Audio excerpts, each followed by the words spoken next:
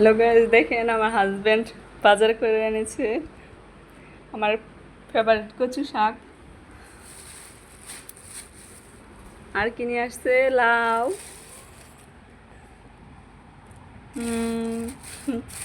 পেঁপে, দুন্দুল, সিম, বেগুন। সবগুলো আমার ফেভারিট। সবসময় সে আমার পছন্দের জিনিসগুলো নিয়ে আসে। কচু শাক নিয়ে আসছো, তো শুটকি মাছ নিয়ে আসো নাই? না তো, শুটকি দিয়ে তো কচু ভালো লাগে। শেষ হয়ে গেছে। যাও, কোন গিয়ে শুটকি মাছ নিয়ে আসো।